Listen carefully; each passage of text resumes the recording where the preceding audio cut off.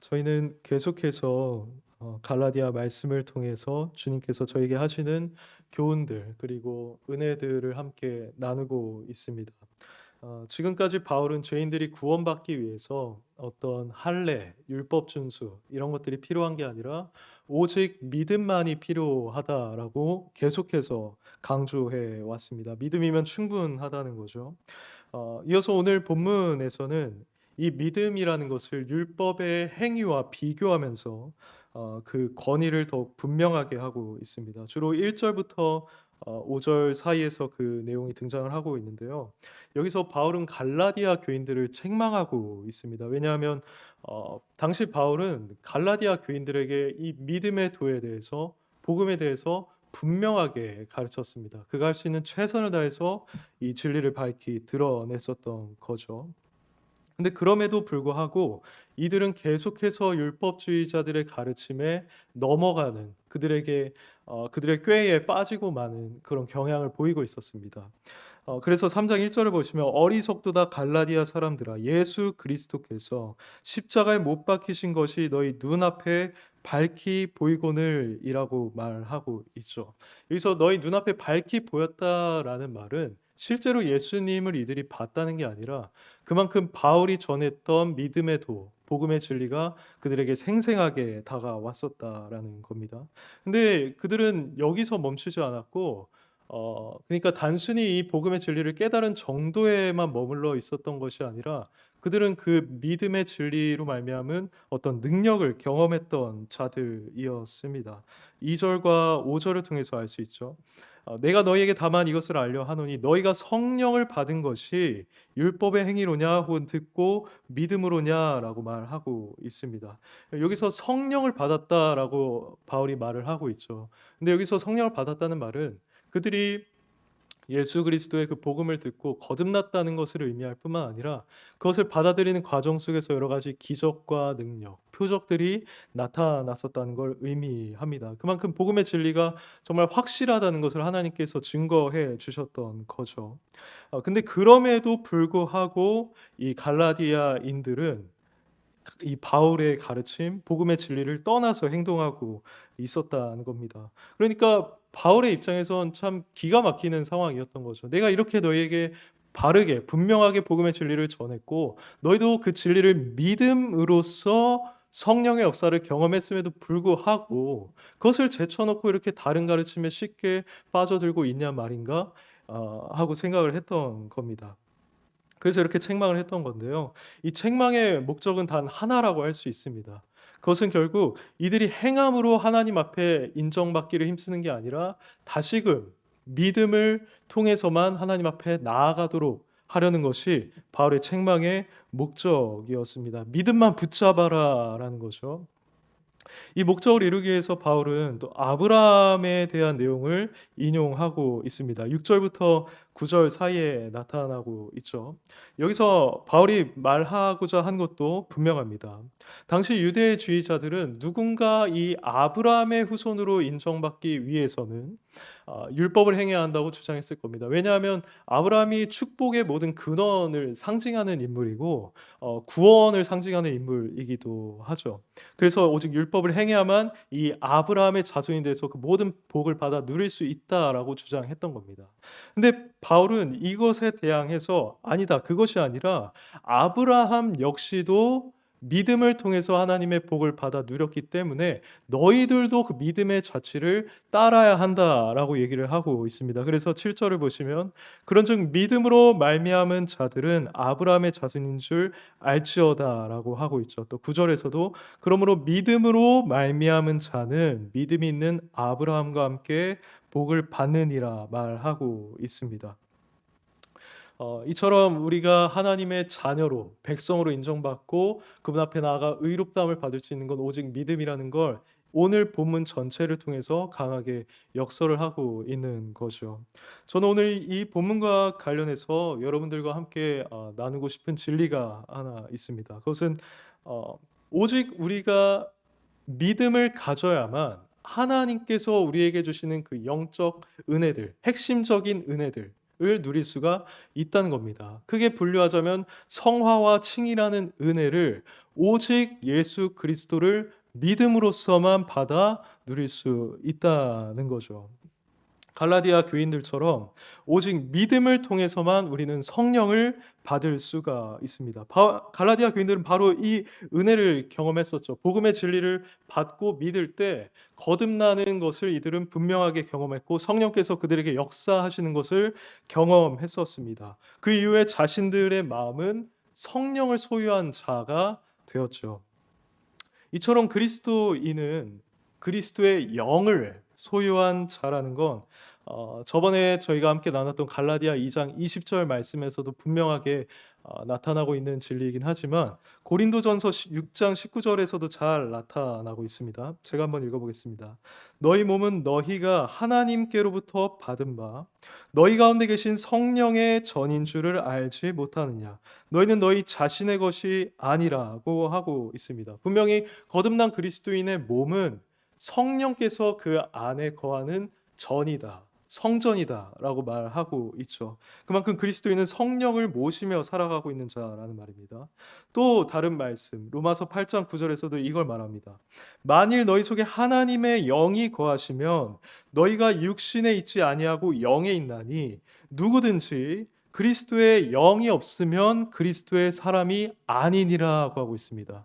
그리스도의 영이 없으면 그리스도인이 아니라고 분명하게 얘기를 하고 있는 거죠. 그만큼 그리스도인은 성령을 소유한 자라는 것이 분명하다는 겁니다. 갈라디아 교인들은 바로 이 은혜를 경험한 자들이었습니다. 그리고 이 은혜는 오늘날까지도 계속되고 있습니다. 오늘날에도 누구든지 참된 복음을 듣고 그것을 믿는 믿음을 갖게 되었다면 그는 거듭난 자이고 성령을 소유한 자이다라고 저희가 말할 수가 있을 겁니다. 그래서 여기 계신 여러분들이 만약에 참된 믿음을 가진 그리스도인이라고 한다면 여러분들 또한 여러분들 마음 안에 성령을 소유하고 있는 분들이라는 겁니다. 그분의 영이 여러분 안에 있는 겁니다. 그래서 우리는 이 갈라디아 교인들처럼 그러한 성령님을 생생하게 경험하면서 살아갈 수가 있는 겁니다. 근데 여러분들 삶에서 성령님을 생생하게 경험하면서 살아가고 있으신가요? 우리는 그것에 대해서 좀 무감각한 경향이 있는데 우리가 이것을 어떻게 경험할 수 있는가 했을 때 그것을 몇 가지 생각해 볼 수 있습니다. 한 가지는 우리가 예수 그리스도를 정말로 믿고 있고 그분에 대한 신뢰를 가지고 있다면 그것은 성령님께서 우리 마음 안에 계시기 때문에 가능한 일입니다. 여러분은 예수 그리스도를 한 번도 보지 못했습니다. 근데 베드로전서 말씀처럼 여러분은 그분을 사랑하고 있고 그분을 믿고 있고 말할 수 없는 영광스러운 즐거움으로 기뻐하고 있습니다. 이것이 어떻게 가능한 겁니다. 여러분 마음 안에 성령께서 거하고 계시기 때문에 이러한 감정을 여러분들이 가질 수가 있는 겁니다. 불신자들을 한번 생각해 보십시오. 그들은 너무나 당연하게 예수 그리스도를 믿지 않습니다. 믿지 않을 뿐만 아니라 관심조차 없습니다. 그들은 성령이 아니라 자신의 육신에 속한 그 아담에게 속한 영을 가지고 있기 때문이죠. 그래서 그들이 예수 그리스도에 대해서 관심을 가질 수가 없는 것이고 더 나아가서 그들이 예수님을 섬기고 사랑하게 되는 것을 우리는 기대할 수가 없는 겁니다. 그래서 로마서 8장 7절에 이렇게 말하죠. 육신의 생각은 하나님과 원수가 되나니 이는 하나님의 법에 굴복하지 않을 뿐 아니라 할 수도 없음이라고 말합니다. 또 고린도전서 2장 14절도 이렇게 말해요. 육에 속한 사람은 하나님의 성령의 일들을 받지 아니하나니 이는 그것들이 그에게는 어리석게 보이며 또 그는 그것들을 알 수도 없나니 그러한 일은 영적으로 분별되기 때문이라고 합니다. 그 안에 성령이 없는 자들의 특징이 바로 이것이라고 말하고 있는 거죠. 그러니까 여러분은 현재 여러분들이 예수 그리스도를 믿고 있다면 그리고 여러분들의 구원을 위해서 그분을 신뢰하고 있고 사랑하고 계시다면 여러분 마음 안에 성령이 있다라는 것을 여러분들은 생생하게 체험할 수 있다는 겁니다. 바울은 항상 그 사실을 기억하고 있었습니다. 그는 성령이 있어야만 자신이 예수 그리스도의 진리를 붙잡을 수 있다는 걸 알고 있었어요. 그래서 이렇게 말하죠. 오직 하나님의 성령으로 이것을 우리에게 보이셨으니 성령은 모든 것 곧 하나님의 깊은 것까지도 통달하시느니라. 우리가 세상의 영을 받지 아니하고 오직 하나님으로부터 온 영을 받았으니 이는 우리로 하여금 하나님께서 우리에게 은혜로 주신 것들을 알게 하려 함이니라고 하고 있습니다. 이 외에도 여러분이 어떻게 여러분 안에 성령이 있음을 알 수 있을까요? 또 다른 방법 하나는 여러분들이 하나님을 아바, 아버지라 부르는 것을 통해서 알 수가 있습니다. 갈라디아서 4장 6절은 이렇게 말하죠. 하나님이 그 아들의 영을 우리 마음 안에 보내셔서 그분을 아빠, 아버지라 부르게 하셨다라고 얘기를 합니다. 또 대표적으로 로마서 8장도 그렇게 말하죠. 너희가 양자의 영을 받았으므로 우리가 아빠, 아버지라고 부르짖는다라고 말합니다. 그러니까 오늘날 여러분들이 하나님을 아빠로 여기고 계시고 그분을 의지하고 계시고 그분의 뜻을 행하면서 그분의 도움과 섭리에 의존하면서 살아가고 있다면 그것은 여러분 마음 안에 양자의 영이 주어졌기 때문이라는 겁니다. 여러분 마음 안에 성령이 계시다는 결정적인 증거 중 하나가 된다는 거죠. 이외에도 다른 여러 증거들이 있을 겁니다. 뭐 마음의 변화를 경험했다든지 아니면 하나님의 뜻에 더 마음이 끌리게 됐다든지 성령의 열매를 맺는다든지 하는 것들을 통해서도 동일한 말을 할 수 있을 겁니다. 그런데 이러한 우리들의 마음들 이 하나하나가 바로 성령님으로부터 오신 것이다라는 확신을 갖는 것이 꽤 중요합니다. 왜냐하면 만약 이것을 우리가 기억하지 않는다면 우리는 이게 나로부터 나온 거야. 이건 내가 믿고 있는 거고 내가 하나님을 의지하고 있는 거야라고 생각하면서 착각할 것이기 때문입니다. 물론 여러분들은 입으로 그렇게 고백할 수 있습니다. 내가 나의 나 된 것은 다 하나님의 은혜이고 내가 이렇게 신앙생활 하는 것도 모두 다 은혜이지라고 여러분들 말로는 고백할 수 있습니다. 하지만 실제로 그것을 여러분들이 확신하고 있고 고백하고 있지 못하신다면 여러분은 그것에 대해서 더 이상 놀라지 않을 겁니다. 그리고 감사하지 않을 것이고요. 그러한 여러분들의 신앙에 대해서 당연하게 여기게 될 겁니다. 하지만 그와 반대로 그러한 여러분들의 마음이 하나님으로부터 오신 것이다. 내가 이렇게 하나님을 아빠, 아버지라고 부른다. 내가 예수 그리스도를 정말 나의 구원자로 신뢰하고 있다. 이것은 성령님으로부터 말미암은 것이구나라는 걸 여러분들이 정말 기억하시고 마음에 간직한다면 여러분들은 그런 자신을 발견할 때마다 성령님이 여러분 마음 안에 거하고 계신 것을 발견하게 되는 겁니다. 그분을 아주 생생하게 경험할 수가 있게 되는 거죠. 그렇게 나아갈 때 여러분들은 정말 새 힘을 얻을 수가 있습니다. 왜냐하면 여러분들이 살면서 하나님의 정말 살아계심을 느끼는 경우는 특별한 일이 아닌 이상 그렇게 많지 않기 때문입니다. 하나님께서 물론 우리 거듭나게 해주셔서 우리는 일반적으로 그분의 살아계심을 당연히 인정하면서 살지만 정말 하나님 살아계시네 이렇게 우리가 느끼는 것은 하나님께서 특별하게 우리에게 기도 응답을 해주셨을 때라든지 아니면 어떤 마음의 감동을 주셨을 때라든지 이런 경우들로 국한되기 마련입니다. 하지만 우리가 이런 믿음을 바라보면서 그리고 아빠 아버지라고 하는 자신을 바라보면서 이것이 성령으로부터 온 것임을 여러분들이 기억하신다면 여러분들은 그 하나님이 살아 계시다는 것을 순간마다 생생하게 경험하면서 살아가게 될 겁니다. 그리고 그 안에서 여러분들은 힘을 얻겠죠. 정말 생명력 있고 활력 있는 신앙 생활을 하실 수가 있게 될 겁니다. 오늘 본문에서 바울은 이처럼 여러분들이 성령을 소유하게 된 것, 성령을 받은 것은 율법의 행위가 아니라 믿음으로 말미암아 가능한 것이라고 얘기합니다. 믿음에 초점을 맞추고 있다는 걸 여러분들 주목해 주시기를 바랍니다. 그런데 이 믿음을 통해서 여러분들이 받고 있는 또 다른 은혜가 있죠. 여러분들이 성령을 받았다는 것뿐만 아니라 또 다른 은혜가 여러분들에게 주어져 있습니다. 여러분들 예상하시다시피 여러분들이 그 믿음을 통해서 하나님 앞에 의롭다함을 받고 의인으로 여겨지고 있다는 겁니다. 우리가 믿음으로써 성령을 받고 새로운 피조물이 된 것 자체도 너무나도 큰 은혜인데 우리가 하나님 앞에서 모든 죄를 다 사함 받고 우리가 하나님 앞에서 의롭다함을 받는다는 것은 정말로 형언할 수 없는 엄청난 축복입니다. 이건 여러분들이 이전에 어떤 상태에 있었는지, 그리고 그 상태에 있었을 때 여러분은 어떤 결과를 맞이하게 되었을지를 생각하면 훨씬 더 분명해집니다. 여러분은 자신이 회심하기 전에 어떤 존재였는지 잘 알고 계시지 않습니까? 저는 그렇습니다. 제가 얼마나 육신을 따라서 행했는지, 얼마나 하나님을 떠나서 살았는지, 그리고 얼마나 이 세상 사람들과 다를 바 없이 살아갔었는지를 저 자신은 알고 있습니다. 이런 상태에 처한 인간은 성경에서 어둠에 있다라고 말을 하죠. 또 소망이 없다라고 말합니다. 그리고 마귀에게 종노릇하고 있는 것이다라고 얘기를 합니다. 또 그러한 상황에 계속해서 머문다면 예수 그리스도께서 다시 오시는 날 심판을 받아서 영원한 멸망에 처하게 된다는 것도 성경에서 분명하게 말하고 있습니다. 데살로니가 후서에서 이렇게 말하죠. 주 예수께서 자기의 능력과 천사들과 함께 하늘로부터 불꽃 가운데 나타나실 때에 하나님을 모르는 자들과 우리 주 예수의 복음에 복종하지 않는 자들에게 형벌을 내리시리니 이런 자들은 주의 얼굴과 그의 힘의 영광을 떠나 영원한 멸망의 형벌을 받으리로다라고 합니다. 이것이 본래 저희가 회심하기 전에 받아 마땅한 심판이고 형벌이었습니다. 하나님의 거룩한 진노가 우리 위에 계속해서 들이우고 있었던 것이죠. 여러분들 만약에 여러분들이 그렇게 회심하지 않은 상태에서 죽었다라고 생각해 보십시오.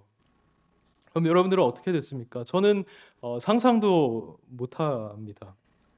에드워즈가 말한 것처럼 우리가 그 상태에 있었던 것은 마치 거미줄에 매달려서 지옥 위에 떠 있던 거나 마찬가지입니다.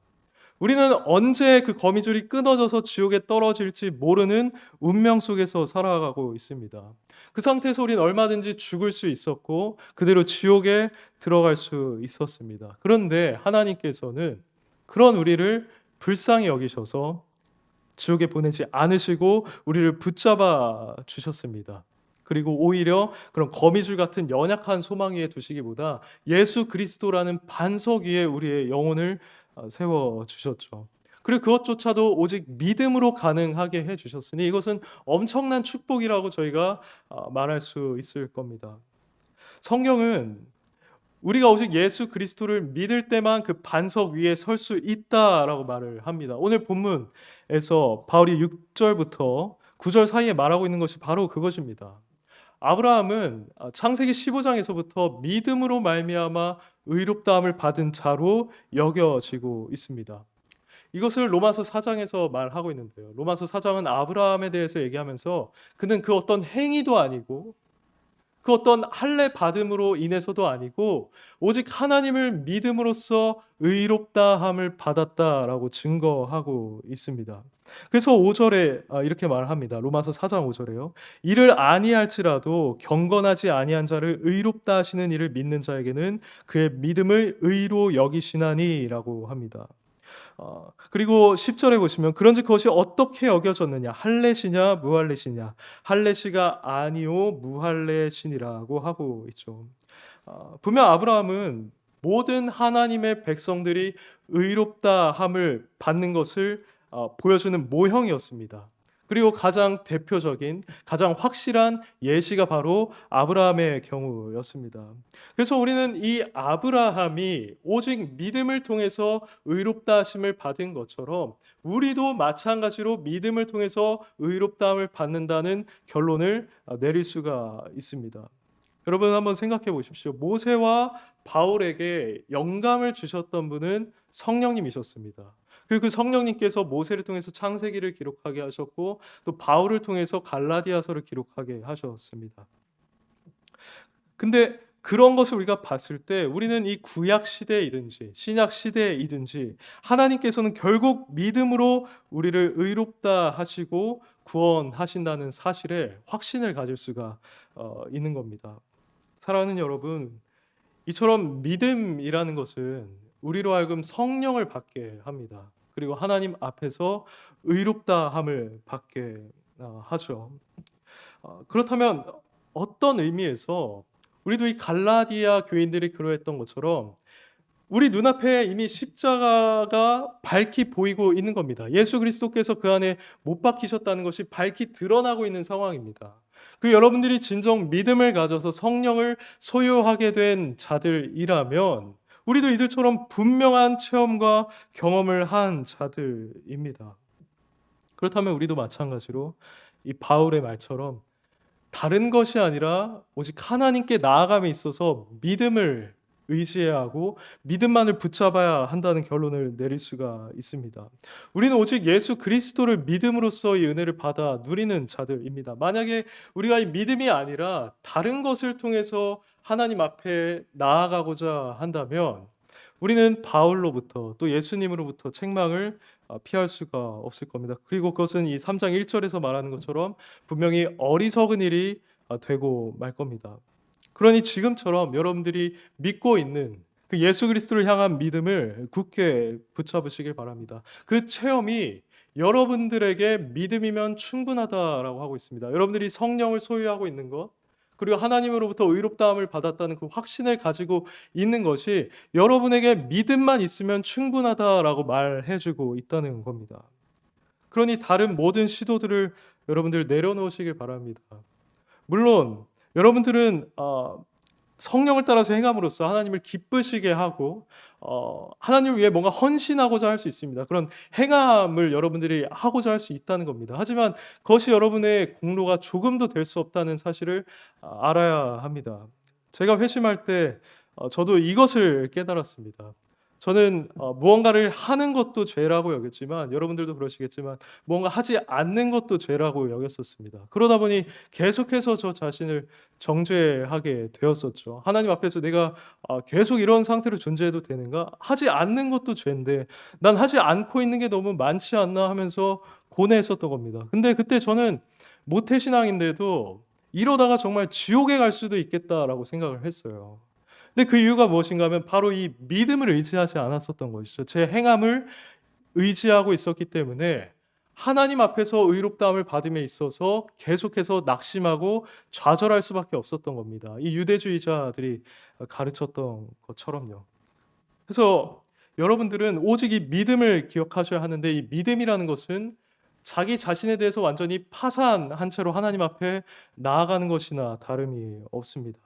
우리에게 아무것도 선이 존재하지 않음을, 우리가 하나님 앞에 그 어떤 공로도 내세울 수 없음을 인정한 채로 예수 그리스도께 나 자신을 그저 맡기는 겁니다. 그분과 그분께서 저와 여러분들 위해서 행하신 그 일에만 우리의 모든 소망과 신뢰를 두는 겁니다. 우리가 참으로 평생에 이런 믿음을 견지한다면 지금보다 더 예수님을 우리가 사랑하게 되지 않겠습니까? 왜냐하면 우리는 매일마다 우리 자신의 죄를 마주하게 됩니다. 근데 그때마다 우리가 믿음으로 예수 그리스도께 피한다면 우리는 여전히 그분께서 우리를 사랑하고 계시다는 것, 그리고 우리를 용서하신다는 것을 발견하게 됩니다. 그럼 이런 경험이 쌓이면 쌓일수록 우리는 어떻게 되겠습니까? 더 그 예수 그리스도를 사랑하게 되겠죠.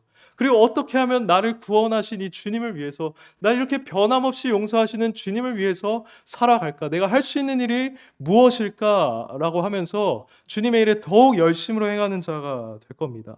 그러한 과정을 통해서 하나님이 우리를 구원하신 목적이 아주 자연스럽게 이루어지게 되겠죠. 그런 점에서 믿음이 또 한 기능을 하고 있는 겁니다. 여러분들이 행위를 의지했을 때 발생하는 문제는 결국 그 행위를 의지함으로써 여러분들이 그리스도의 은혜는 불충분하다고 인정하는 것이 되는 겁니다. 여러분들이 믿음 위에 뭔가 하나 더 한다면 이 믿음으로 예수 그리스도로부터 전가받은 그 의로는 충분하지 않다라고 여러분들이 선언하고 인정하는 것이나 다름이 없습니다. 우리는 그러잖아요. 내가 여기서 뭔가 행위를 더하면 하나님께서 기뻐하시겠지라고 생각하지만 사실은 정반대라는 겁니다. 오히려 그걸 저주하신다는 겁니다. 그래서 루터가 말했던 것이 하나님 앞에 나아가기 위해서는 율법에 대해서 의지하지 않을 뿐만 아니라 율법에 대해 철저하게 죽어야 한다. 그러니까 나의 행위에 대해 완전히 죽은 자가 되어야만 하나님에 대해서 살 수가 있다라고 한 겁니다. 완전히 죽으라는 겁니다. 우리 행위에 대해서요. 오직 믿음으로 예수 그리스도만을 붙잡으라는 겁니다. 우리한테는 바로 그런 믿음이 필요합니다. 제가 여러분들 믿음이 어떤지 하나하나 알 수는 없지만 여러분들 모두 이런 온전한 믿음을 가지시기를 바랍니다. 오직 예수 그리스도, 그리고 그분께서 행하신 십자가 죽으심과 부활 안에만 여러분들이 구원받을 수 있는 그 공로가 있습니다. 그분께서 우리에게 전가해 주시는 의가 있습니다. 결코 우리가 만들 수 없는 그 의가 예수 그리스도께 있다는 겁니다. 그걸 취하는 방법, 손을 뻗어서 받는 방법이 바로 이 믿음이기 때문에 여러분 모두에게는 이 믿음이 반드시 있어야만 할 겁니다. 그래서 이 바울이 책망했던 것처럼 여러분들의 행함이 아닌 또 다른 그 무엇이 아닌 오직 예수 그리스도를 믿음으로써 그분이 주시는 영적인 복들, 구원의 복을 충만히 누리는 여러분들 되시기를 소망합니다. 이제 한 가지 더 나눠 보겠습니다. 그것은 우리가 예수 그리스도를 믿음으로써 아브라함의 자손이 되고 또 그를 통해서 복을 이어받으며 유업을 잇는 자가 된다는 사실입니다. 유대인들의 관점에서 봤을 때 사실 저희들은 하나님의 복과 전혀 관련이 없는 자입니다. 거리가 먼 자들이죠. 저희들은 이방인에 불과한 자들입니다. 하지만 하나님께서 아브라함에게 해 주셨던 그런 약속을 통해서 이방인인 저희들 또한 하나님이 주시는 그 복, 약속하신 복에 참여할 수 있는 기회를 얻게 됐습니다. 그 약속이 창세기에 잘 나타나 있죠. 12장 3절에서 이렇게 말합니다. 땅의 모든 족속이 너로 말미암아 복을 받을 것이라고 하셨죠. 그리고 17장 4절에서는 내가 너를 여러 민족의 아버지가 되게 하겠다라고 말씀을 하셨습니다. 그래서 우리는 본문의 표현대로 이 7절에서 말하는 것처럼요. 믿음을 가진 자로서 아브라함의 자손이 되었고 그에게 약속된 복을 받아서 누리는 자들이 되었습니다. 그렇다면 여기서 아브라함 자손들에게 약속된 복이란 구체적으로 무엇을 말하는 걸까요? 여러분들 구약 성경 읽어보시면 알겠지만 구약 시대에 하나님께서는 상당히 물질적인 복들, 그 현세적인 복들을 많이 말씀하셨습니다. 하지만 신약 시대에서 이 복이라는 것은 궁극적으로는 영적인 복이라는 사실이 분명하게 드러났습니다. 여러분들 예수 그리스도의 팔복을 한번 생각해 보십시오. 여기서 복이 있는 자, 심령이 가난한 자는 복이 있다고 말하죠. 천국이 그들의 것이다 라면서 복의 내용을 선포하고 계시고 있습니다. 애통하는 자도 복이 있다. 그들이 위로를 받는다. 온유한 자도 복이 있다. 그들이 땅을 기업으로 받을 것이다 라고 하는데 이 땅은 이 현세적인 땅을 말하는 게 당연히 아닙니다. 새하늘과 새 땅에서의 그 땅을 말하는 것이죠. 그 외에도 쭉쭉쭉 계속해서 말씀하고 있습니다. 그들이 하나님을 보게 되고 하나님의 아들이라 일컬음을 받고 긍휼히 받을 것이라고 말씀하고 계시죠. 그러니까 예수 그리스도께서는 이 복이라는 개념을 상당히 영적인 개념으로 보셨던 겁니다. 바울도 마찬가지죠. 에베소서 1장 3절을 보시면 이렇게 말합니다. 하나님 곧 우리 주 예수 그리스도의 아버지께서 그리스도 안에서 하늘에 속한 모든 신령한 복을 우리에게 주시되라고 합니다. 여기서 신령한 복이라는 것, 원어로 저희가 이해를 하자면 영적인 복입니다. 그대로 해석을 하자면요. 영적인 복이라는 건 우리가 하나님의 예정하심을 입어서 구원을 받은 것, 죄 사함을 받은 것, 양자 삼은 바 된 것, 더 나아가서 성령님께서 이제 보증으로 우리 마음 안에 계신 것 등을 제시할 수가 있습니다. 이것이 바로 하나님께서 우리에게 주시는 복이라는 겁니다. 오늘 본문도 굉장히 인상적입니다. 여러분들 갈라디아서 3장 8절을 보시면요. 또 하나님이 이방을 믿음으로 말미암아 의로 정하실 것을 성경이 미리 알고 먼저 아브라함에게 복음을 전하되 모든 이방인이 너로 말미암아 복을 받으리라 하였느니라고 하고 있는데요. 여기서 이방을 믿음으로 말미암아 의로 정하신다는 것, 즉 의롭다함을 받는다는 것과 이방인이 너로 말미암아 복을 받는다는 이 동사 두 가지가 모두 동의어로 사용되고 있습니다. 그러니까 결국에 복을 받는다는 건 하나님으로부터 의롭다함을 받는다라는 말인 거죠. 성도 여러분, 우리는 믿음으로써 이 아브라함의 자손된 자들로서 그에게 약속된 바로 그 복을 이미 여기서 누리고 있는 자들입니다. 예수님께서 제자들에게 그렇게 말씀하셨죠. 너희 눈은 봄으로, 너희 귀는 들음으로 복이 있다라고 하셨습니다. 그것은 다른 바리새인들, 유대인들, 영적으로 죽어 있는 자들과는 달리 그 제자들이 그 영적인 어떤 감각을 가지고 그것을 감지하고 있었다는 겁니다. 실제로 예수님을 봐서 너희가 복이 있다는 게 아니라 그 예수 그리스도가 정말 어떠한 분이신지를 너희가 알고 그분께서 너희에게 주시는 은혜가 무엇인지도 알고 있기 때문에, 그리고 너희는 나에게 이 말씀을 들음으로써 진리를 깨닫고 있기 때문에 그래서 너희는 복이 있는 자들이다 라고 예수님께서 말씀하셨다는 겁니다. 이처럼 궁극적이고 영원한 복이 바로 우리에게 주어져 있다면 우리가 왜 다른 사람들이 누리는 세상적인 복에 대해서 부러워해야 합니까? 왜 우리가 그들보다 무언가 덜 가졌다고 해서 열등감을 가져야 합니까? 만일 우리가 현재 처한 상황에 자족하지 않고 주께서 주신 이러한 영적인 은혜들로 만족하고 있지 못하다면 그것은 너무나도 부끄러운 일입니다. 그리고 우리가 돌이켜야만 하는 일이죠. 우리는 믿음으로 말미암아서 아브라함의 자손된 자들입니다. 그리고 하나님께서 그에게 약속하신 복을 누리고 있는 자들입니다. 성령님께서 우리 마음에 계신다면 그것만으로 진정한 복이 아니겠습니까? 그 거룩하시고 의로우신 하나님과 화목하게 되어서 그분과 화평을 누리게 되었다라고 한다면 그것만으로 충분하지 않습니까?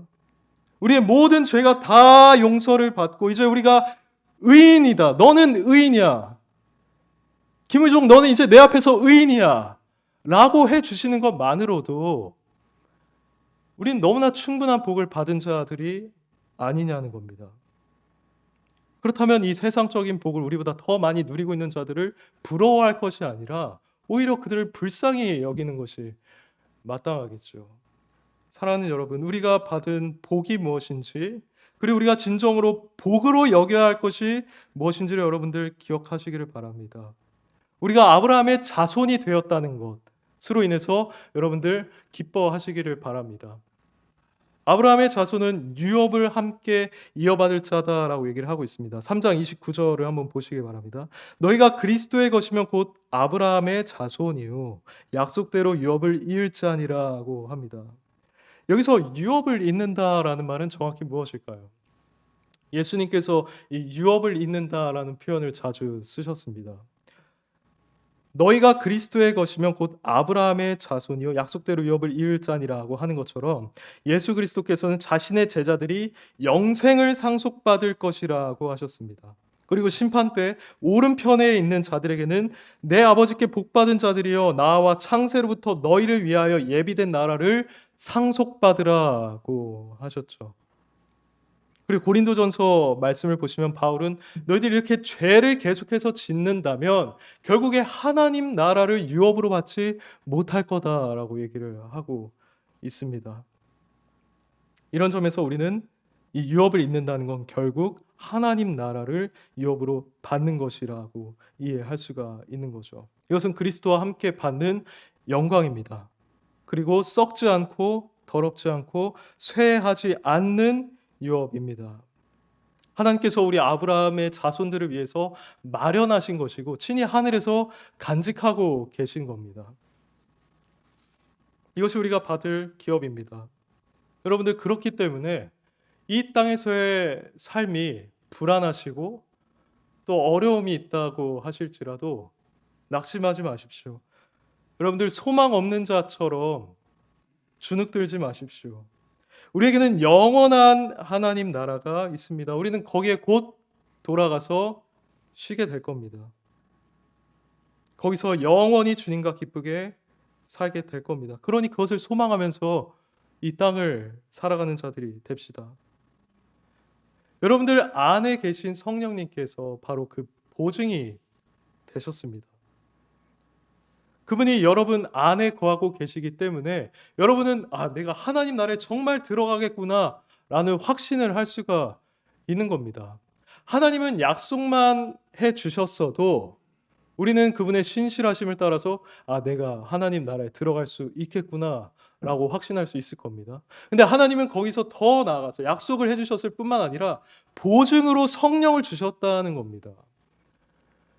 여러분 마음 안에서 느끼고 계신 그 성령님, 그게 여러분들로 하여금 거룩한 열매를 맺게 하기도 하시고 여러분들의 삶을 끝까지 예수 그리스도의 날까지 인도해 주시기도 하지만 그분의 결정적인 역할 중에 하나는 바로 여러분들이 하나님 나라를 이어받을 자라는 것을 확실하게 인쳐 주시는 겁니다. 인친다는 것. 예전에 동물에게 이렇게 인을 찍어서 소유를 표시했다고 하죠.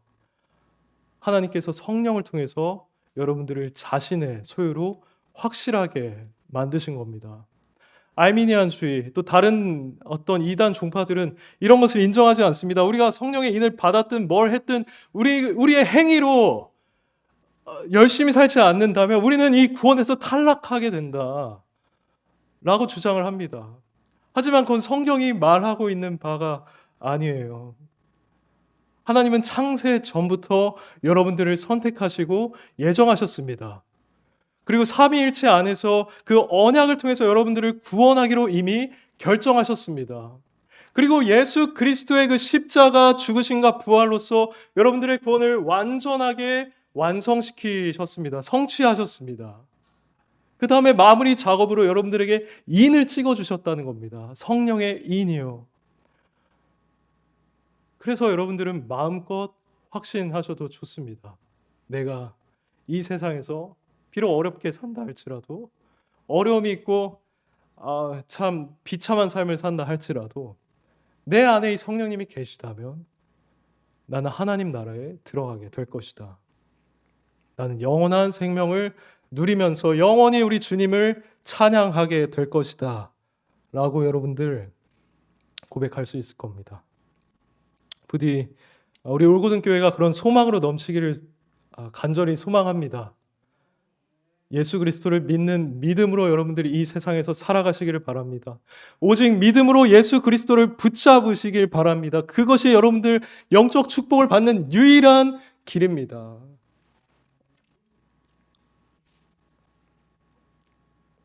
그렇게 믿음과 우리 서로에 대한 사랑과 하나님 나라에 대한 소망이 넘치는 올고등교회가 되기를 예수님의 이름으로 축복합니다. 아멘.